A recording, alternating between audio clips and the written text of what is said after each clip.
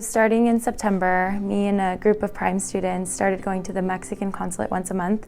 We essentially provide free blood pressure checks and glucose checks for the folks that come to the Mexican consulate to take care of paperwork there. I think for me it's incredibly rewarding because one of the reasons I went into PRIME was to be involved in my community.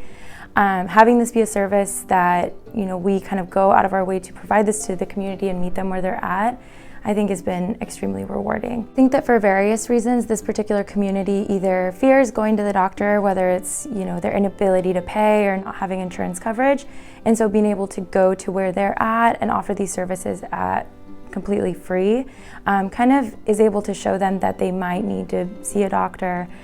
For a lot of folks, they have not been to a physician in 10 to 20 years.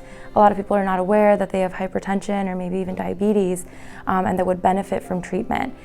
We try to provide not only education on doing these screenings, but also what the numbers mean and what could happen if that doesn't get better controlled. My hope is to start working with a vascular surgeon here at UCSF Fresno and hopefully expand services to include cholesterol checks, BMI checks, and other screeners in the future. And my hope is that this can be something ongoing for PRIME to be a part of. In the people that we care for at the consulate, they remind me a lot of my family and of the community that I grew up around. I think some of the things that frustrated me growing up were that my mom and my dad could not get access to care in a timely manner, or they were afraid to reach out for care because they felt like they couldn't afford it. I find that those are some of the same concerns that our folks at the consulate have to this day.